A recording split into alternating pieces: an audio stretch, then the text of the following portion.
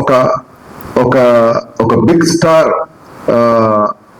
Commercial entertainer వచ్చి చాలా కాలం అయింది నా ఫీలింగ్. లాస్ట్ కమర్షియల్ ఎంటర్టైనర్ మీకు ఎవరికైనా గుర్తుందా? చాలా కాలం అయింది.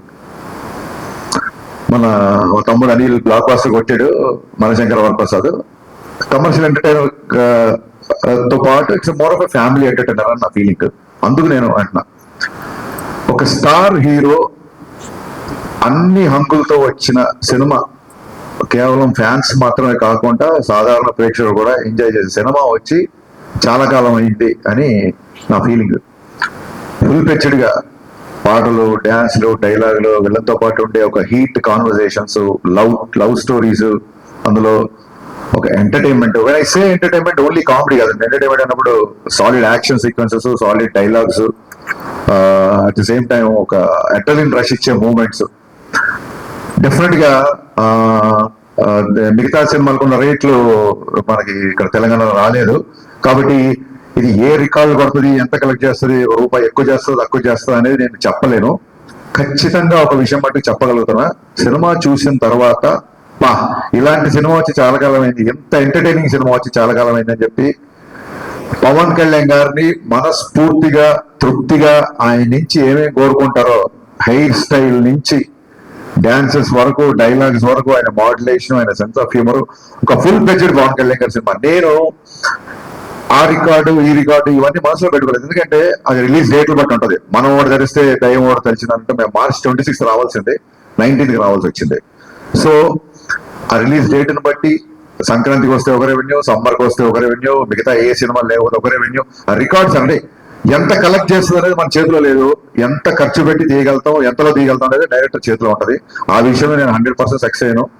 చాలా ఫాస్ట్ గా ఎక్కడ వేస్టేజ్ లేకుండా ఈ సినిమా తీయడం జరిగింది. నా unedited length, first half edit చేయకముందు వచ్చిన లెంత్ 1 hour 19 minutes. అందులో నుంచి కొంచెం ఎక్స్ట్రా ఎంజీస్ అయ్యి ఒక 5 నుంచి 7 నిమిషాలు తీసేసి ఫస్ట్ హాఫ్ రెడీ చేసాం. అలాగే సెకండ్ హాఫ్ కూడా అంతే, ఇంచుమించు ఒక 125 వరకు వచ్చింది. దాన్ని కూడా ఒక 119, 120. అంటే నాకు చాలా చాలా చాలా తక్కువ ఎడిటింగ్ పని అనమాట. సో అంత కాంపాక్ట్ గా ఇండస్ట్రీ ఉన్న పరిస్థితుల్లో ప్రొడ్యూసర్లు ఎదుర్కొంటున్న సమస్యలు దృష్టిలో పెట్టుకొని చాలా ప్రీ ప్లాన్డ్ గా, ఎందుకంటే ఇంత ప్లాన్డ్ గా చేయడానికి మాకు మా మెయిన్ బలం ఏంటంటే పవన్ కళ్యాణ్ గారు.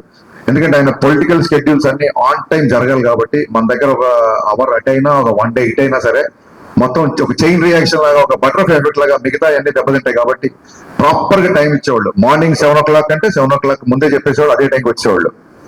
లేదు ఇవాళ మధ్యాహ్నం 2 గంటల తర్వాతే వస్తారు అంటే 2 గంటల తర్వాతే వచ్చేవాళ్ళు.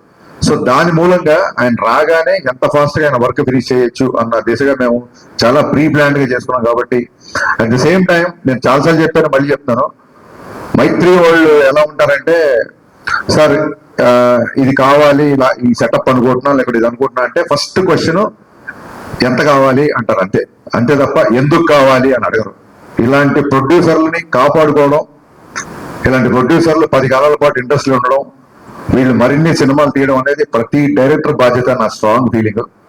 ఇంత జర్నీలో ఒక్కరోజు అంటే నేను కథ మార్చిన, కథ సైడ్ కొంచెం కుస్తీ పడ్డా, ఏం పడ్డా, ఏంటి సార్ మీరు స్క్రిప్ట్ లేట్ చేస్తున్నారండి, త్వరగా మనం షూటింగ్ చేయాలి కదా అని ఏ ఒక్కరోజు ఒక చిన్నపాటి అసహనం కానీ, ఒక చిన్నపాటి అసంతృప్తి కానీ లేకుండా నవీన్ గారు అయితే అసలు ప్యాంపర్ చేస్తుంటారు అన్నమాట డైరెక్టర్ని.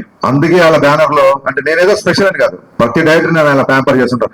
అందుకే వాళ్ళ బ్యానర్ లో అందరు డైరెక్టర్లు సినిమాలు చేస్తున్నారు, ఇంకా చేస్తుంటారు నా ఫీలింగ్. సినిమా ఫినిషింగ్ వచ్చేసరికి అప్పటికే చాలా ఖర్చు అయింది. సినిమా డిలే అయింది.